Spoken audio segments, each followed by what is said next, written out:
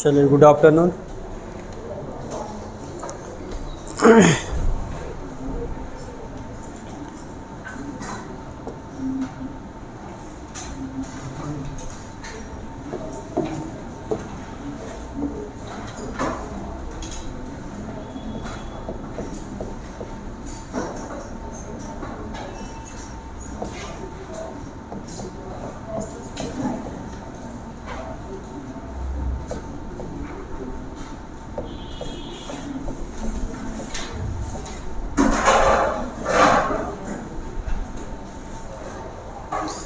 अंतरिम विधानसभा का गठन।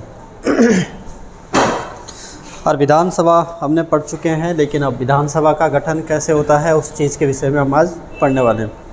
गुड मॉर्निंग सभी लोगों को। चलिए, अंतरिम विधानसभा का जो गठन होता है पहली बार ये होता है उत्तर प्रदेश पुनर्गठन अधिनियम 2000 के तहत 2000 के तहत उत्तराखंड का निर्माण हुआ या उत्तराखंड विधानसभा का गठन हुआ। बातें की निर्माण हुआ या उत्तराखंड विधानसभा का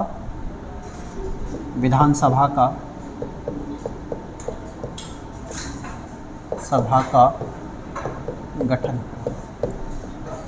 अब जब ये गठन हुआ है, उत्तर प्रदेश पुनर्गठन अधिनियम आपका लाया गया कहाँ पर? उत्तर प्रदेश विधानसभा में। तो इस टाइम पीरियड में उत्तर प्रदेश के मुख्यमंत्री कौन थे? इस समय पे यूपी के जो सीएम थे ये थे कौन? नहीं, राजनाथ सिंह, जो वर्तमान में क्या है? रक्षा मंत्री है। अब ये उत्तर प्रदेश पुनर्गठन अधिनियम 2000 पारित हो चुका है उत्तर प्रदेश विधानसभा से। उसके बाद ये जाता है लोकसभा में। तो यही उत्तर प्रदेश पुनर्गठन अधिनियम लोकसभा में जो पास हुआ, लोकसभा में पास हुआ कब? 1 अगस्त सन 2000। कब हुआ? 1 अगस्त सन 2000 को। और यही आपका जो है राज्यसभा में होता है।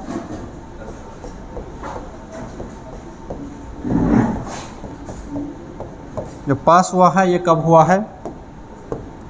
10 अगस्त सन 2000 को। और इसी पर राष्ट्रपति सिग्नेचर करते हैं।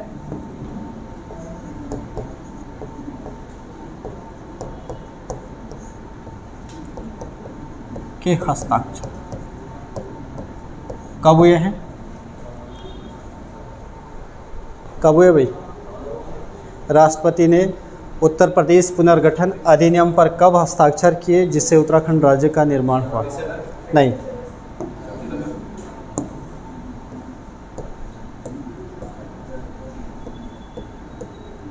28 अगस्त सन 2000 को। दूसरी विशेषता क्या है कि जब ये लोकसभा और राज्यसभा में रखा गया तो इस समय प्रधानमंत्री कौन थे? है? नहीं, अटल बिहारी वाजपेयी। मोदी जी से सुनते नहीं आप? कई बार बोलते हैं कि अटल जी ने दिया, मोदी जी संवारेंगे, बोलते हैं कई बार। तो आपको ये लॉजिक याद रहना चाहिए। कौन थे? अटल बिहारी वाजपेयी। और जब इस पर राष्ट्रपति सिग्नेचर करते हैं तो राष्ट्रपति कौन है इस टाइम पीरियड में? एक है आर के नारायण, एक है के आर नारायण। नहीं, आर के नारायण। के आर नारायण साहित्यकार है, तो ये है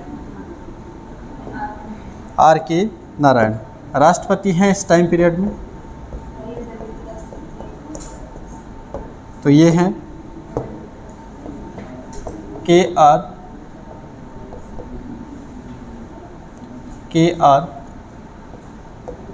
नारायण, KR नारायण। दलित तो ये बोलेंगे आपका जो कोविंद है अभी जो KR नारायण शायद, ठीक है, फिर भी देख लेना आप एक बार। दूसरा, जब उत्तराखंड का निर्माण हुआ तो राज्य निर्माण की घोषणा सर्वप्रथम किस प्रधानमंत्री ने करी? लाल किले से। राज्य निर्माण की घोषणा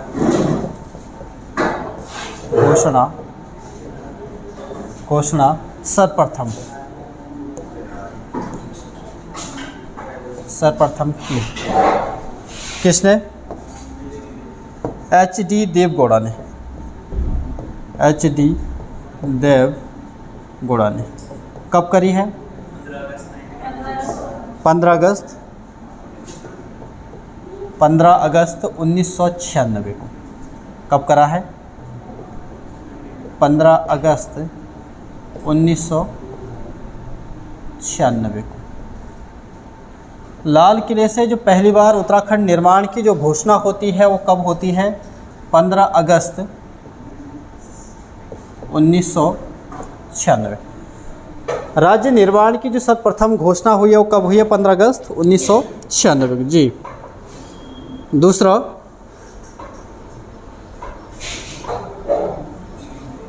मैंने गुड आफ्टरनून बोला आपको है? माफ़ी चाहते हैं भाई, आपको गुड आफ्टरनून बोला मैंने, तो आपने क्यों नहीं बोला मुझे? माफ़ी चाहते हैं भाई, है ना, अगर मैंने गुड आफ्टरनून बोला तो। मुझे पता नहीं चलता, कई बार मेरा माइंड फिर यहाँ होता नहीं, कई माइंड यहाँ पर है, बोल मैंने गुड आफ्टरनून दिया। खैर कोई बात नहीं, वो बड़ी बात नहीं है। आप लोग भी कंफ्यूज हो रहे होंगे, यार गुरुजी अभी जो है आधा दिन समझ के तो नहीं आए। अब जब ये घोषणा हो चुकी है और 28 अगस्त को आपका 2000 को 28 अगस्त 2000 को राष्ट्रपति ने जब इस पर हस्ताक्षर कर दिए, फिर जाकर 9 नवंबर सन 2000 को राज्य का निर्माण हुआ। क्या हुआ? निर्माण हुआ। राज्य का जो निर्माण देखने को मिलता है, ये इस टाइम पीरियड में टोटल 3 राज्यों का निर्माण हुआ था। कितने राज्यों का? 3। कौन कौन से थे? छत्तीसगढ़, झारखंड और उत्तराखंड। ठीक है, तो इन 3 राज्यों में बोलो या भारत के कुल राज्यों में बोलो तो 9 नवंबर 2000 को उत्तराखंड का जो निर्माण हुआ, ये किस क्रम के राज्य के रूप में हुआ? 27वें राज्य के रूप में, यानी आप बोल सकते हैं भारत के 27वें राज्य के रूप में। अब जब 27वें राज्य के रूप में हुआ तो इस राज्य के लिए विधानमंडल सदस्यों की संख्या रखी गई कितनी? 31। कितनी रखी गई? 31। प्रश्न क्या है? विधानमंडल के सदस्यों की संख्या रखी गई है 31। इस 31 में अगर हम बात करें तो इसमें क्या कंडीशन थी? इसमें कंडीशन थी आपकी कितना? 22 प्लस 9। 22 विधानसभा थी और आपका 9 क्या थी? विधान परिषद की थी, यानी विधानमंडल इसीलिए लिखा हुआ। लेकिन कंडीशन क्या हो जाती है कि राज्य का जो निर्माण हुआ,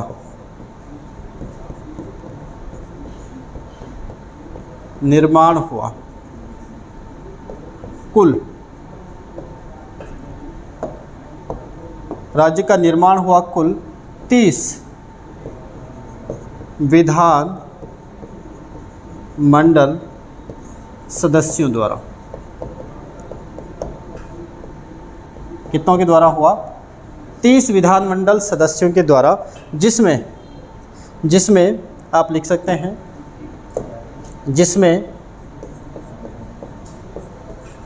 22 क्या थे, विधानसभा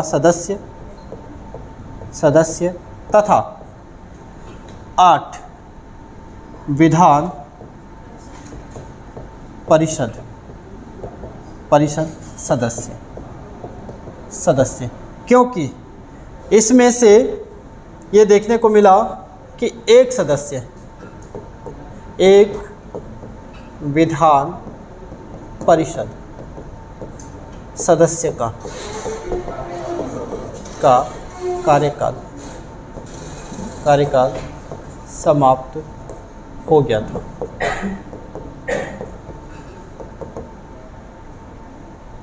यानी प्रावधान रखा गया था किसके लिए,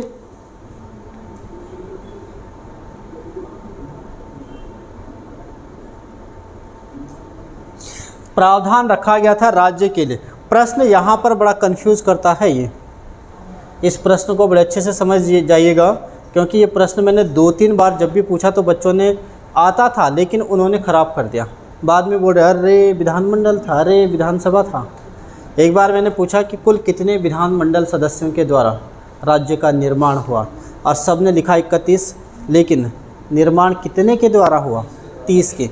विधानमंडल सदस्यों की संख्या रखी गई थी कि हम जब उत्तराखंड बनाएंगे तो इसको टोटल कितने सदस्य देंगे, 31 सदस्य देंगे।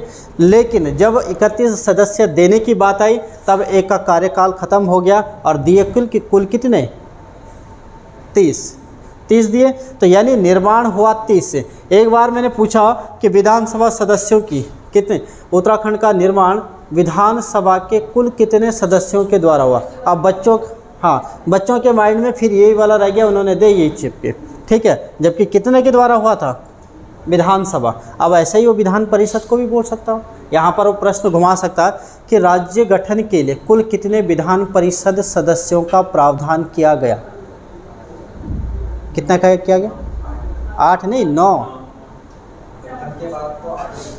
प्रश्न मेरा समझो ना, मैंने प्रश्न क्या बोला कि राज्य गठन के लिए कुल कितने विधान परिषद सदस्यों का प्रावधान किया गया, 9 का किया गया था, लेकिन निर्माण कितने के द्वारा हुआ, 8 के। प्रश्न को समझना आपने और प्रश्न को पढ़ना है। उसके बाद देखने को मिलता है, इसको हटाएं, नोट करें इसको जल्दी।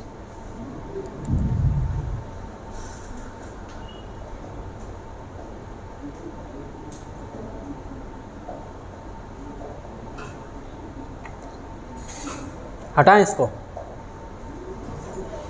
इसके बाद कंडीशन क्या हुई कि जब राज्य बन गया, अब राज्य में सरकार किसकी बनेगी, ठीक है। तो आप लिख सकते हैं 9 नवंबर 2000 राज्य गठन पश्चात सरकार का निर्माण। तो सरकार किसकी बनी है, बीजेपी की। किसकी बनी है, बीजेपी की। क्योंकि जो 30 सदस्य हमें देखने को मिल रही थी, इस 30 सदस्य में जो सबसे ज़्यादा बहुमत था वो किसका था, बीजेपी का। कितने थे, 23 सदस्य किसके थे, बीजेपी के। जबकि इसके बाद बराबर देखने को मिल रहा था क्या कि 3 सदस्य सपा के थे और 2 सदस्य, 3 सपा मतलब समाजवादी पार्टी के, और 2 सदस्य एसपी के थे, यानी समाजवादी पार्टी बोल सकते हैं आप, सपा समाजवादी नहीं, बहुजन बीएसपी, बहुजन समाजवादी, बीएसपी आप इसको बोलेंगे ना, बहुजन मायावती वाली, बीएसपी के थे। और आपके 2 सदस्य किसके थे, कांग्रेस के, 2 सदस्य कांग्रेस के थे। यानी यहाँ पर देखने को मिला कि सरकार का गठन किसने कर दिया, सरकार बनाई किसने, बीजेपी ने। अब इसमें भी बन जाता है कि अंतरिम विधानसभा में विपक्ष का नेता कौन रहा या विपक्ष का नेतृत्व किसके पास है। तो जो रहना चाहिए था किसके पास, सपा के पास, वो रह नहीं पाता क्योंकि इस टाइम पीरियड में एक व्यक्ति है मुन्ना सिंह चौहान जो सपा के थे, सपा के टिकट पर चुनाव जीत के गए और यहाँ पर इन्होंने इस पार्टी को छोड़ने के बाद एक उत्तराखंड नव क्रांति कुछ ऐसी पार्टी का जो है, राष्ट्रीय जनवादी कुछ ऐसी पार्टी का जो है गठन किया। तो यानी यहाँ से क्या हो सकता है, आप लिख सकते हैं विपक्ष, विपक्ष इसमें लिख सकते हैं कि 3 सपा के सदस्यों में से एक सदस्य मुन्ना सिंह चौहान के पार्टी छोड़ने से अंतरिम विधानसभा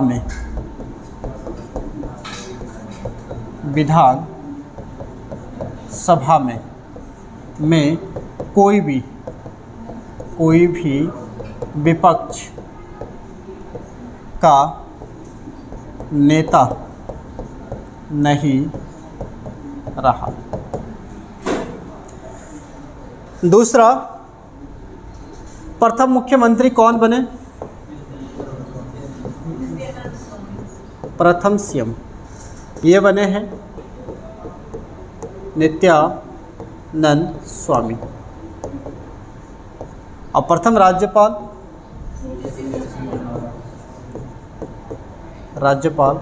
सुरजीत सिंह बरनाला। प्रथम राज्यपाल कौन बनते हैं, सुरजीत सिंह बरनाला।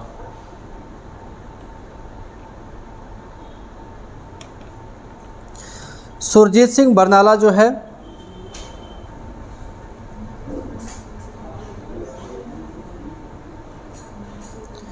प्रथम राज्यपाल इसके बनते हैं। दूसरी कंडीशन क्या हो जाती है,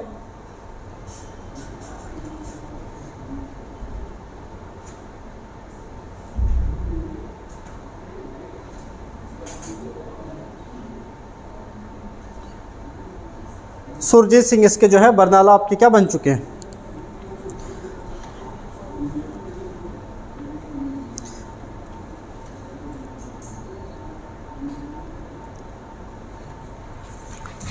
राज्यपाल, अब जो राज्यपाल साहब हैं, इन राज्यपाल साहब ने कुल कितने मंत्रियों को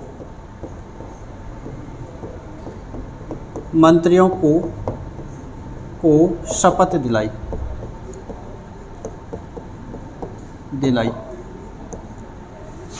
तो ये शपथ दिलाते हैं कुल 9 कैबिनेट मंत्री तथा 4 राज्य मंत्री। प्रश्न ये भी बन सकता है कि अंतरिम विधानसभा में कुल कितने सदस्यों के द्वारा शपथ ली गई है। तो कितने के द्वारा ली गई है, 9 और 4 13, जिसमें 9 क्या थे, कैबिनेट मंत्री थे और 4 क्या थे, राज्य मंत्री थे। दूसरा ये देखने को मिल रहा कि जब आपका ये कंडीशन हो गई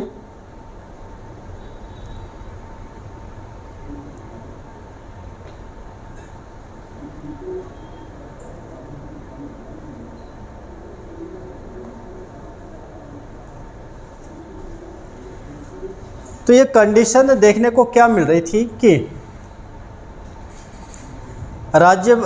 मुख्यमंत्री बन चुके हैं कौन, नित्यानंद स्वामी, लेकिन इसी समय पे द्वितीय मुख्यमंत्री भी बन जाते, फिर द्वितीय सीएम अंतरिम विधानसभा में ही। कब, 29 अक्टूबर सन 2001 को। कौन, भगत सिंह कोश्यारी। ये जो सबसे ज़्यादा मुख्यमंत्रियों की जो नींव है वो यहीं से पड़ी है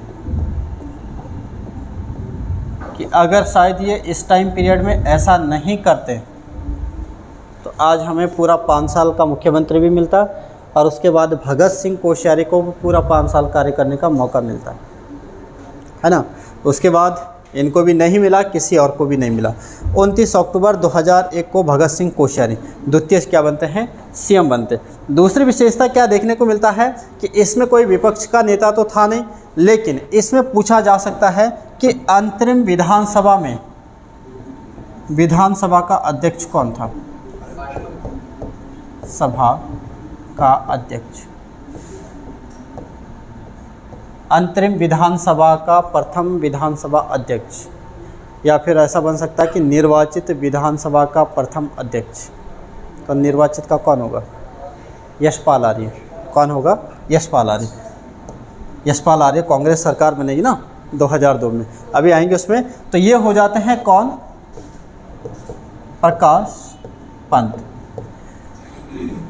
इसमें कोई विधानसभा सदस्य उपाध्यक्ष कोई नहीं है, सभा उपाध्यक्ष, उपाध्यक्ष कोई नहीं बनता, कोई नहीं बनता। लेकिन इस टाइम पीरियड में प्रोटेम स्पीकर जरूर बनता है। क्या बनता है, प्रोटेम स्पीकर। प्रोटेम स्पीकर विधानसभा का, विधानसभा का प्रथम प्रोटेम स्पीकर कौन बनता है, काजी मोइनुद्दीन। क्या होगा, काजी मोहम्मद मोइनुद्दीन या मोमुद्दीन करके इसका मोइनुद्दीन, इनके नाम भी बड़े टफ रहते हैं। काजी मोहम्मद या मोहम्मद, काजी मोहम्मद मोइनुद्दीन, काजी मोहम्मद मोइनुद्दीन। तो यहाँ पर हमारे लिए ये तो है ही इम्पोर्टेंट, ये भी बड़ा इम्पोर्टेंट बन जाता है, और ये भी है इम्पोर्टेंट क्योंकि ये इस टाइम पीरियड में कोई नहीं है। ठीक है, दूसरा हमारे लिए ये भी बड़ा ज़रूरी हो जाता है कि टोटल कुल कितने मंत्री हैं। तो अगर कुल की बात आएगी तो कुल कितने, 9 और 4 13 कितना होते हैं, 13। जबकि राज्य में प्रावधान कितने का है, कितने का है, 12 का।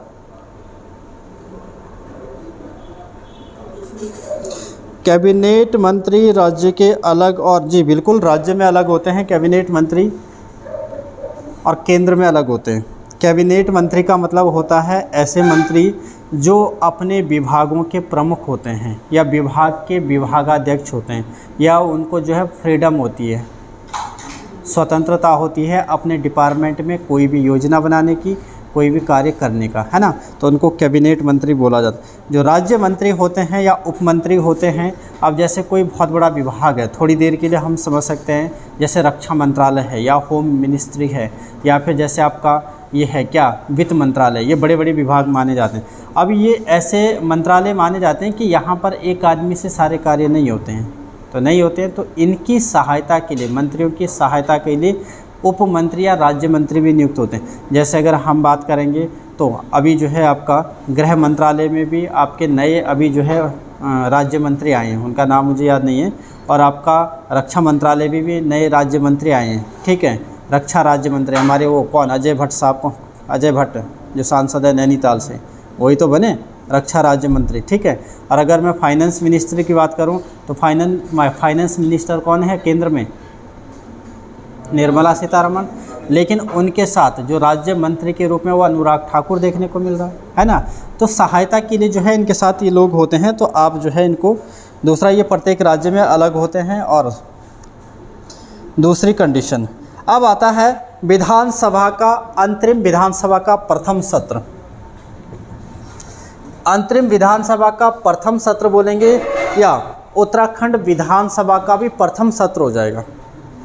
अगर वो निर्वाचन के बात करेगा तो बोलेगा निर्वाचित विधानसभा का प्रथम सत्र, भाषा समझनी आपने ना। तो बोलेगा उत्तराखंड, अंतरिम, आप इस तरीके से लिखिएगा, अंतरिम विधानसभा, अंतरिम विधानसभा का प्रथम सत्र कब से चला। ये डेट बड़ी महत्वपूर्ण है और ये पूछी जानी। अंतरिम विधानसभा का प्रथम सत्र 9 जनवरी 2001 से 9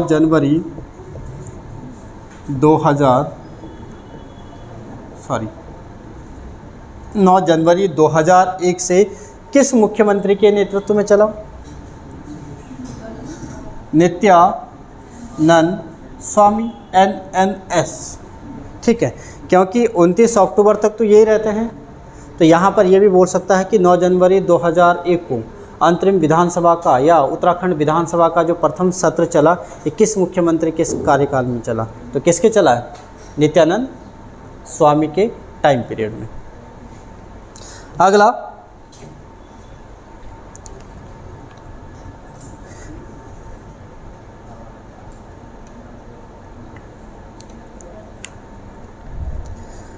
इसको मिटाएं इसको। अब क्या हो गया कि राज्य का जो गठन हुआ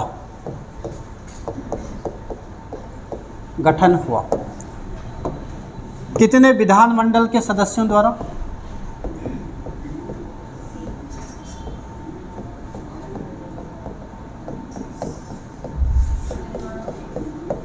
तीस के द्वारा। और प्रावधान कितने का था? प्रावधान था 31 का, लेकिन हुआ कितने से?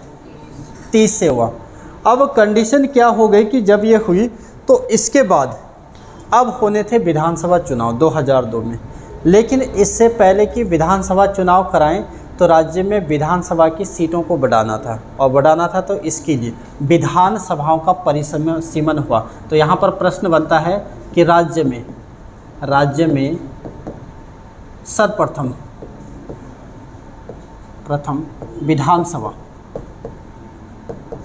विधानसभा परिसीमन हुआ। परिसीमन का मतलब समझते हो आप? मतलब रिसर्च हुई कि आखिर यहाँ पर कितने विधायक बन सकते हैं। तो ये होती है कब? 5 नवंबर 2001 को। 5 नवंबर 2001 पहली बार जो विधानसभा का परिसीमन हुआ है, ये कब हुआ है? 5 नवंबर 2001 को। और इस 5 नवंबर 2001 के परिसीमन में क्या कंडीशन हुई कि विधान परिषद को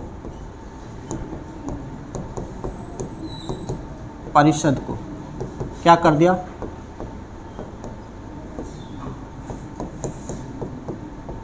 समाप्त कर दिया। इसको कर दिया समाप्त। और इसी के परिसीमन में, यानी 2000 के विधानसभा परिसीमन में ही जो सदस्यों की संख्या कितनी थी? 30 थी, उसे बढ़ाकर कितना कर दिया?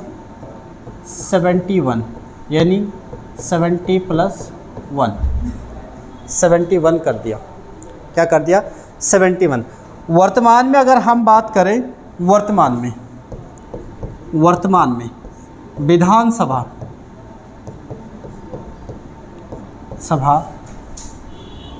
के कुल सदस्य हैं कितने हैं? 70। आप नोट करके लिख सकते हैं इसको, कल भी शायद मैंने आपको बताया था, फिर भी कि मार्च 2020 में 2020 में क्या हुआ कि एंग्लो इंडियन, ये बार बार इसलिए बता रहा हूँ क्योंकि विधानसभा से, उत्तराखंड पॉलिटी से ये प्रश्न जुड़ा हुआ है और ये पूछा जाना है। ठीक है, कि इस प्रावधान को कब समाप्त किया गया या विधानसभा में कब रखा गया। तो मार्च 2020 में एंग्लो इंडियन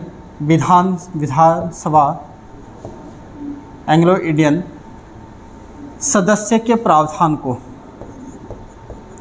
सदस्य की प्रावधान को समाप्त कर दिया गया।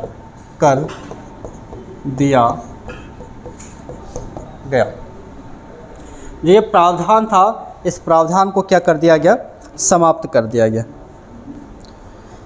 इसके बाद दोबारा से एक परिसीमन होता है। ये परिसीमन होता है कब? फरवरी 2008 में। कब होता है? तो आप लिख सकते हैं दूसरा परिसीमन।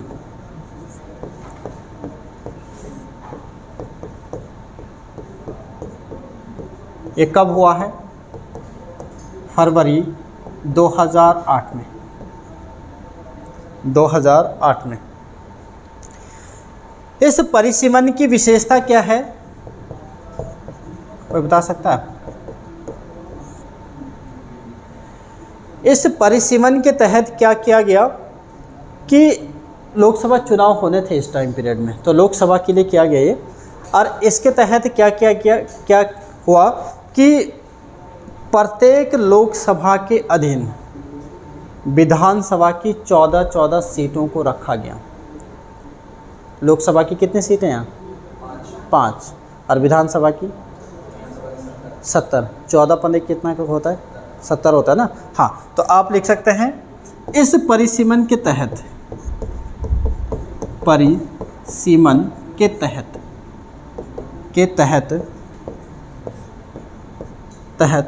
लोकसभा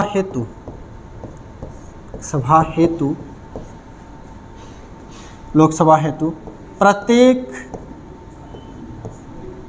लोकसभा के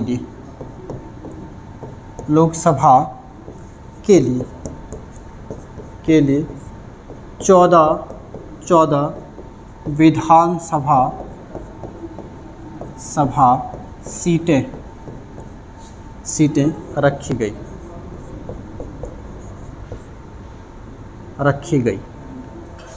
14 क्या रखी गई है? विधानसभा सीटें रखी गई।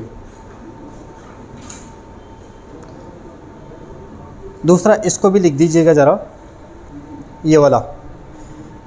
इसमें यार ये थोड़ा कंफ्यूज करवा सकता है आपको, ये वाला,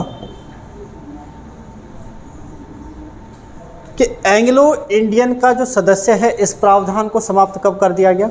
मार्च 2020 से। लेकिन ये लागू कब से होगा?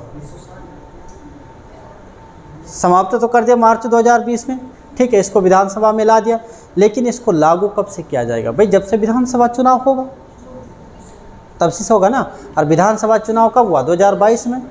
तो इसको आप नोट करके लिखिएगा यहाँ पर इसके नीचे कि यह प्रावधान, ये प्रश्न बन सकता है कि एंग्लो इंडियन विधानसभा का जो सदस्य है ये इसको हटाने का प्रावधान राज्य में कब से लागू हुआ? तो 2022 से। और समाप्त कब किया गया? 2020 में। तो इसको थोड़ा आप जो है अपने हिसाब से तो आप लिखेंगे कि यह प्रावधान लागू हुआ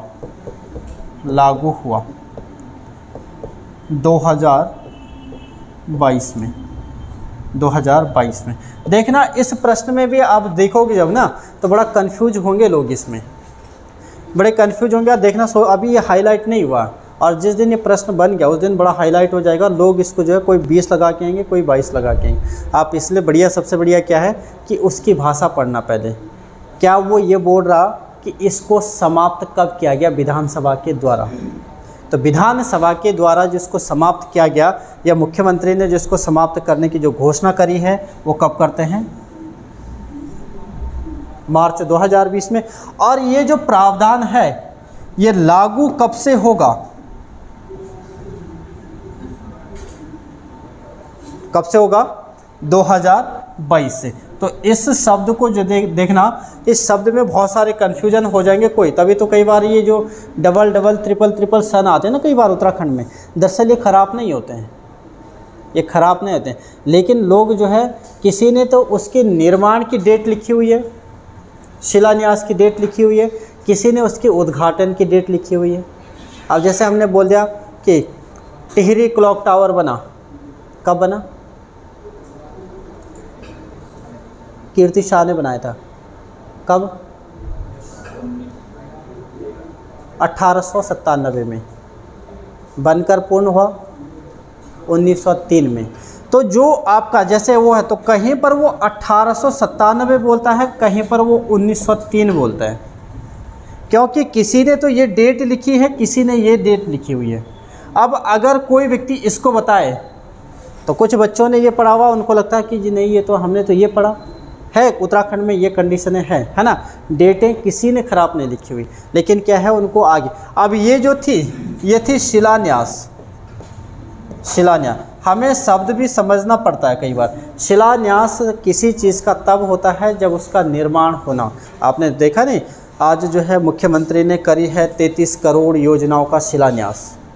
योजनाएं बनी नहीं, सिर्फ शिलान्यास करा है, ठीक है। और आज मुख्यमंत्री ने डोबरा चांटी पुल का उद्घाटन किया। क्या किया? उद्घाटन किया। भाई उद्घाटन तभी तो होगा जब वो बनकर पूर्ण होगा, है ना।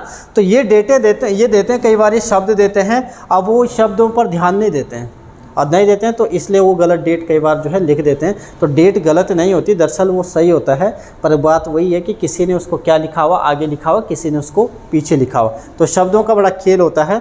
तो यहाँ पर इसको भी जो है आप इसी तरीके से लेंगे। अब जब ये प्रावधान हो चुका है, प्रत्येक विधानसभा के लिए कितने लोकसभा के लिए 14 विधानसभा सीटें रखी गई। अब जो आपका 70 विधानसभा सीटें और 1 एंग्लो इंडियन सदस्य सीटें राज्य में पहली बार कब बनी? सीधा सा प्रश्न है।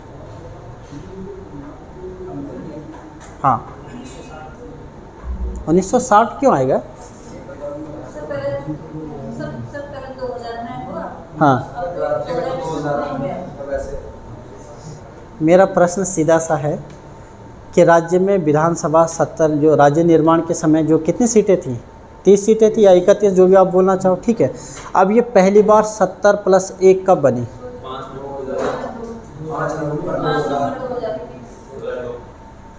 इस परिसीमन के तहत 5 नवंबर, आप बोल सकते हैं 5 नवंबर 2001 को विधानसभा का जो पहला परिसीमन हुआ, इसके तहत विधानसभा की 30 या 31, जो भी आपने बोलना है, ठीक है, 30 बोलेंगे क्योंकि निर्माण कितने से हुआ हमारा? 30 से। 5 नवंबर 2001 विधानसभा के प्रथम परिसीमन के द्वारा विधानसभा की जो सदस्य संख्या वो 30 से बढ़ाकर कितने की गई है? 70 + 1 71 की गई है ना। अब यहाँ पर जो 70 + 1 की गई है, 70 प्लस, इसको भी मिटाऊँ। अब जो यहाँ पर 70 + 1 की गई है, इस 70 + 1 में कुछ आरक्षित सीटें भी रखी गई है। क्या रखी गई है? आरक्षित सीटें, आरक्षित सीटें, आरक्षित सीटें। अब ये आरक्षित कितने हैं? ऑप्शन दे रहा हूँ मैं आपको, दूँ?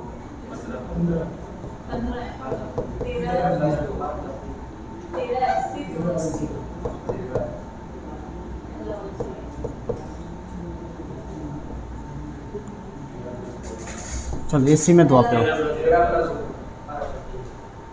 मैं एक दिन सोशल मीडिया में देख रहा था इसको, तो किसी ने इसको पूछ लिया अचानक से। उस टाइम कोई एग्ज़ाम वगैरह तो नहीं थे, मुख्यमंत्री त्रिवेंद्र सिंह रावत थे उस टाइम पे। मुख्यमंत्री त्रिवेंद्र सिंह रावत थे, पेपर नहीं हो रहे थे, सब लोग डेली गाली दे रहे थे उस पर सोशल मीडिया में। अब पढ़ने में किसी का ध्यान नहीं था। तो मैंने जब काउंट करा तो उसमें 80% बच्चों का मुझे ये जवाब मिला, क्योंकि वो कन्फ्यूज हो गए, 12 + 3 या 13 + 2। ठीक है, तो कौन सा सही है? 13 + 2 किसके लिए है? SC के लिए, और ये किसके लिए है? ST के लिए।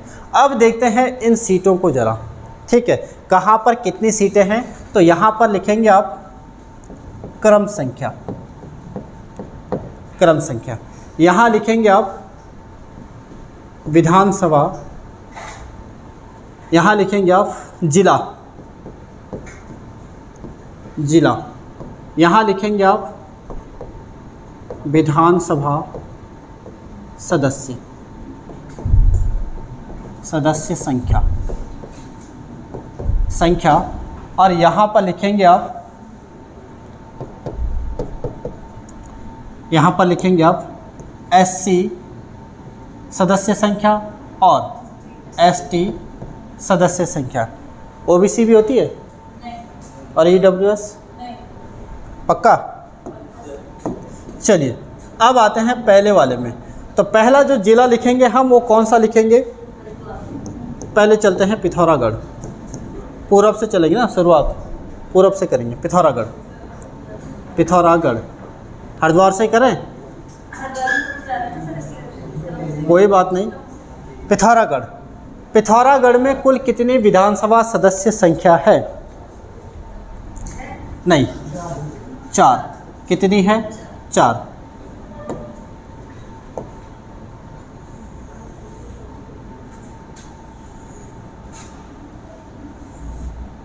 आप इस तरीके से बना सकते हैं। पिथौरागढ़ में है 4। अब ये 4 में देखा जाए तो इसको थोड़ा सा मिटा देते हैं ना।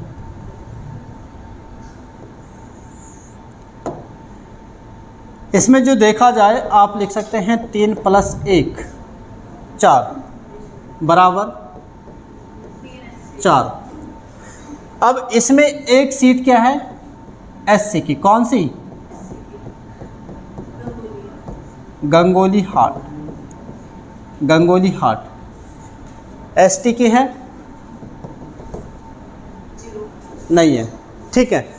दूसरा जो देखते हैं इसको देखते हैं उधम सिंह नगर को, यूएस नगर को। तो उधम सिंह नगर में कुल कितनी विधानसभा सीटें हैं? नहीं, 9। कितनी है? 9। तो कुल है 9, लेकिन आरक्षित कितनी है? नहीं, आरक्षित कितनी है? 2 आरक्षित है। तो 7 + 2 = 9। एक है एससी की। कौन सी?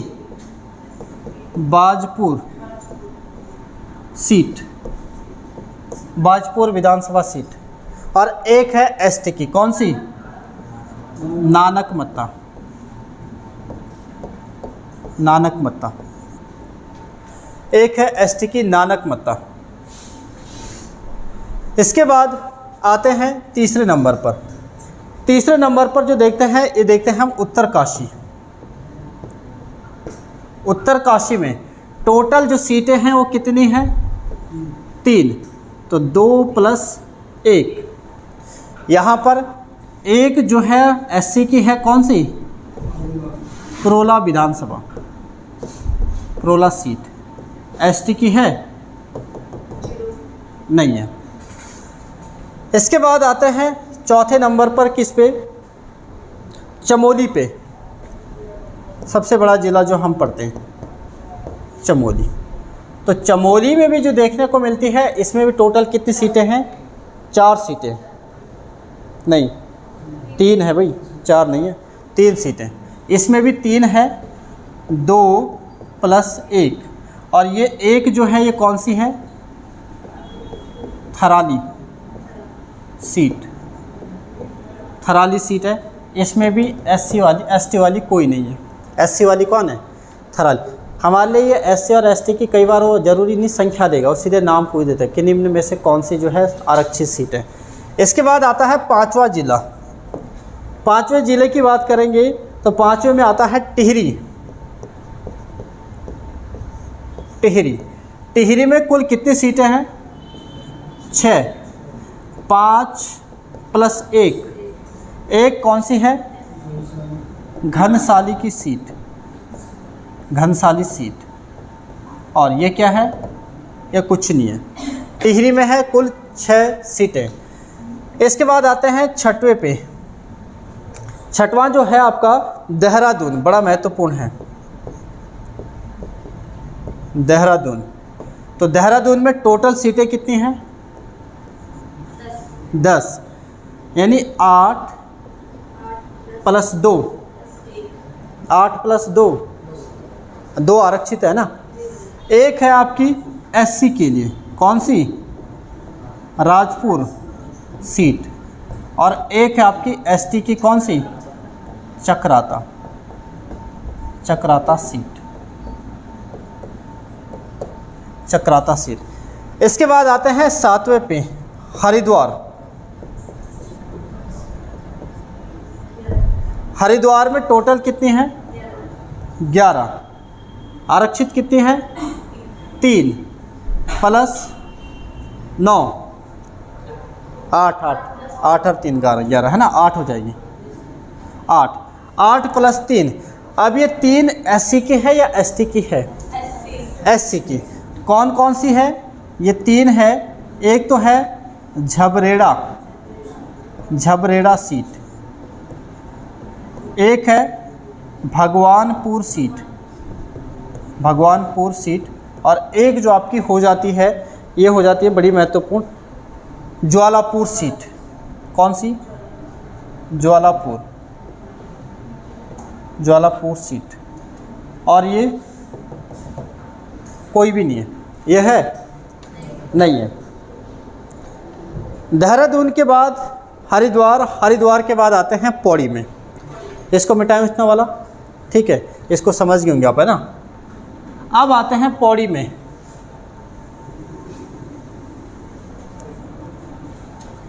कौन से क्रम का हो जाएगा? 8वें क्रम का। पौड़ी। तो पौड़ी में कुल कितनी विधानसभा सीटें हैं? ये है 6 सदस्य, यानी 6 सीटें हैं, 6 सदस्य हैं, यानी बोल सकते हैं आप 5 + 1। अब ये 5 + जो 1 है, ये है एक कौन सी? खुद पौड़ी सीट खुद क्या है? SC वालों की है।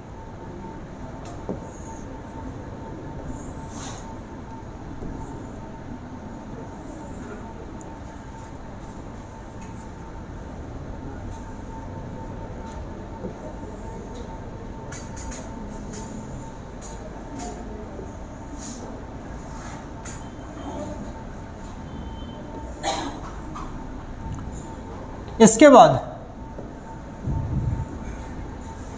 अब आते हैं आपका कहाँ पर? 8 हो चुके हैं।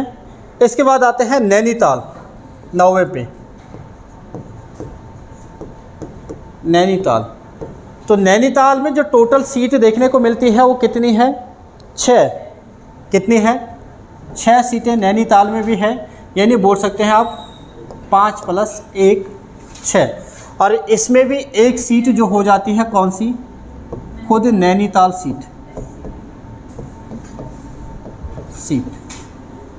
सीट इसमें खुद हो जाती है। इसके बाद अब आते हैं 10वीं सीट में। 10वीं सीट जो देखने को मिलती है, ये है अल्मोड़ा नहीं बताया ना, अल्मोड़ा। तो अल्मोड़ा में जो टोटल सीटें देखने को मिलती है वो कितनी है? अल्मोड़ा में भी 6 टोटल, इसमें भी 6 है, इसमें भी 5 + 1। और जो ये एक हो जाती है, कौन? सोमेश्वर सीट। बाद बाकी ये इनमें जो है, ये इनमें खाली है। इसके बाद आ जाती है 11वीं सीट। 11वीं सीट आ जाती है बागेश्वर की। बागेश्वर में कितनी है? कुल है 2, 1 + 1। इसमें भी जो एक सीट है वो खुद क्या है? बागेश्वर सीट, क्योंकि यहाँ पर 2 है, कपकोट और बागेश्वर सीटें। तो कपकोट वाली आरक्षित नहीं है, बागेश्वर वाली है ये। अब बचे हमारे पास कितने? 2 जनपद। कौन कौन से? रुद्रप्रयाग और चंपावत। तो रुद्रप्रयाग 12वां, रुद्रप्रयाग कितनी है? 2 सीटें, यानी बोल सकते हैं यहाँ आरक्षित नहीं है, नहीं है। एक खुद रुद्रप्रयाग वाली है, एक केदारनाथ वाली है, ठीक है। 13वां जनपद आता आपका कौन सा? चंपावत। तो इसमें भी 2 है, आप यहाँ भी लिख सकते हैं आरक्षित नहीं है। आप इसको भी डैश लिखेंगे, इसको भी डैश, इसको भी डैश, इसको भी डैश। अब यहाँ पर नोट करके लिखने आपने प्रश्न।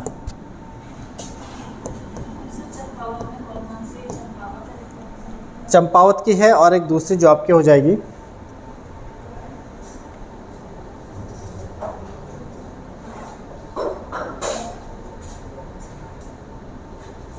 एक तो चंपावत है जहाँ से अभी मुख्यमंत्री साहब लड़े थे,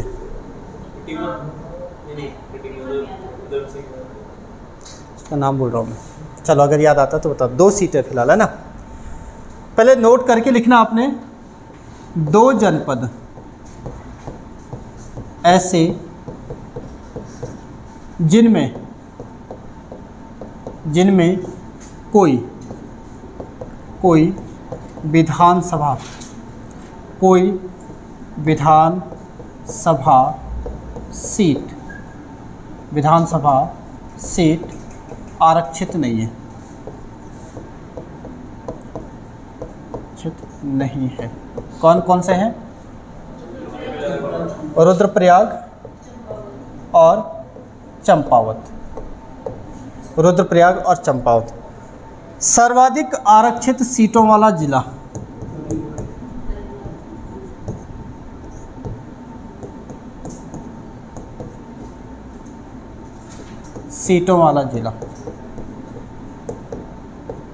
जिला कौन सा है? हरिद्वार। कितनी है? 3, झबरेड़ा, भगवानपुर और ज्वालापुर। अगला, सर्वाधिक विधानसभा सीटों वाला जिला, सबसे कम सर्वाधिक आरक्षित विधानसभा सीटों वाला हो गया ना, आरक्षितों वाला 3, और सर्वाधिक विधानसभा वाला भी हो जाता, सर्वाधिक विधानसभा सीटों वाला जिला। प्रश्न अब यहाँ भी बन सकते हैं या आरक्षण को लेकर या फिर इस तरीके के प्रश्न में। सर्वाधिक विधानसभा सीटों वाला कौन हो जाएगा? हरिद्वार जिला। कितने हैं? 11। दूसरे नंबर पर कई बार बोला आरोही अवरोही क्रम में लगाए, तो दूसरे नंबर पर देहरादून 10, तीसरे नंबर पर यशनगर 9, फिर उसके बाद 7 कई नहीं लेकिन 6 हमारे पास काफ़ी जगहों पर आती है, अभी उस पर भी आते हैं। ठीक है, सर्वाधिक विधानसभा सीटों वाला। सबसे कम विधानसभा सीटों वाला, कम विधानसभा सीट वाला जिले या जिला बातें के कितने हैं? 3 जिले। कौन कौन से हैं? बागेश्वर, रुद्रप्रयाग, चंपावत। 3 जिले हो गए। अगला जो प्रश्न बनता है वो किस चीज़ में बनता है?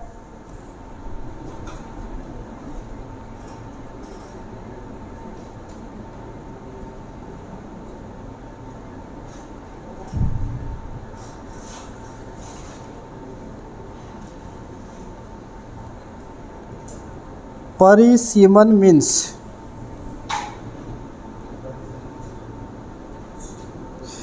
परिसीमन का मतलब होता है रिसर्च। परिसीमन मतलब क्या होता है भाई? परिसीमन का मतलब होता है सर्वेक्षण कार्य करना, जनता का सर्वेक्षण। क्योंकि जो विधानसभा सीटें हैं, जो लोकसभा सीटें हैं, ये क्षेत्रफल के आधार पर नहीं हैं, समझ लो। ये जो विधानसभा सीटें और क्षेत्र लोकसभा सीटें हैं, चलो लोकसभा तो है कि विधानसभा सीटों के आधार पर किया गया, ठीक है, लेकिन जो विधानसभा सीटें हैं ये आपका जो है क्षेत्रफल के आधार पर ना होकर ये किसके आधार पर है? जनसंख्या के आधार पर है, कि जहाँ जितनी जनसंख्या उस हिसाब से लगभग एक विधानसभा के अधीन कम से कम 10 लाख की जनसंख्या रखी गई है। कितनी रखी गई है? 10 लाख। अब कई बार उससे ज़्यादा भी हो जाते हैं, ठीक है, लेकिन मिनिमम आपका 10 लाख है। तो परिसीमन मतलब एक तरीके का सर्वेक्षण, ताकि कहाँ पर जनसंख्या ज़्यादा हो गई। अब जैसे सपोज दैट अगर हम बात करेंगे कि आपका बाजपुर विधानसभा है, अब बाजपुर विधानसभा की अगर अभी जनसंख्या अगर एग्जाम्पल मान ले, मुझे नहीं पता वहाँ की कितनी है, लेकिन एग्जाम्पल के लिए मान ले कि अभी जो है 15 लाख है। अब आने वाले टाइम में अगर 30 लाख हो गई तो क्या वो एक ही विधानसभा थोड़ी नहीं रहेगी? तब जाकर फिर परिसीमन होगा, सर्वेक्षण होगा, फिर उसके बाद जो है वहाँ पर जनसंख्या के हिसाब से राज्य सरकार का जो एक आंकड़ा होगा, जो एक मिडल पॉइंट होगा, उसके हिसाब से वहाँ पर फिर विधानसभा सीटें निर्धारित की जाए। अब बाजपुर शहर में ही अगर हमको 3 विधानसभा सीटें बनानी एग्जाम्पल के लिए, तो हम ऐसा नहीं बोलेंगे फिर कि बाजपुर विधानसभा, तो फिर हो सकता है लोकल जो गलियां हैं, मोहल्ले हैं, मोहल्लों के नाम पर हो जाएगी। जैसे दिल्ली में है नवी दिल्ली विधानसभा सीट, या फिर आपका दिल्ली में ऐसे बहुत जो गलियों के नाम पर विधानसभा सीटें रखी गई हैं, है ना। तो टनकपुर वाली, हाँ वही टनकपुर वाला। तो जो परिसीमन है, परिसीमन वहीं से तो लड़े अभी आपके ये क्या इसका नाम, पुष्कर सिंह धामी जी, ठीक है, उपचुनाव जो लड़े। तो आपको जो है उसको याद रख, परिसीमन का मतलब आप समझ गए होंगे भाई, एक तरीके का सर्वेक्षण कार्य है। दूसरा जो प्रश्न बनता है इसमें वो क्या बनता है कि कितने जिलों में बराबर विधानसभा सीटें हैं, कितने जिलों में बराबर विधानसभा सीटें हैं। अब इस प्रश्न को सॉल्व कर दे। 9 क्यों है, 6 किस में है, हाँ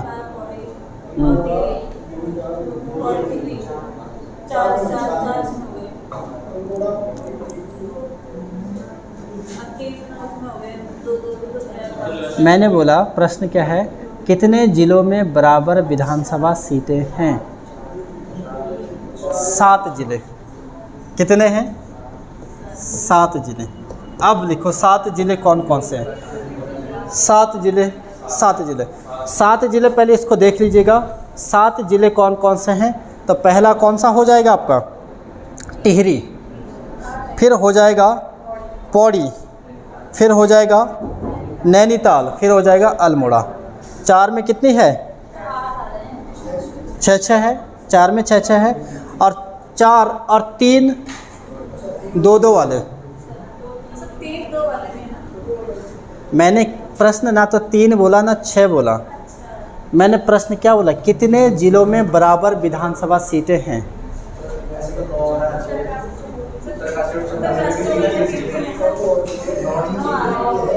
नहीं तब 9 आ जाएगा भाई, नहीं ठीक, एक सेकेंड 6 7 और 2 9, तब आपका नहीं भाई 9 हो जाएगा, ये सही है। 9 जिले हैं जिनमें 2 जिले तो ऐसे हैं जिनमें कितनी है, 3 है। 4 जिले ऐसे हैं जिनमें कितनी है, 6 है, और 3 जिले ऐसे जिनमें क्या है, 2 सीटें, है ना। तो चलो समय हो रहा, इसको जो है कल अभी और प्रश्न बनाएंगे, इसमें काफ़ी सारे प्रश्न बनाएंगे। कल टेस्ट होगा। आप वो क्यों बताओ, मैं आइए कि नहीं आइए, आप फिलहाल खुद आ जाइए, बस।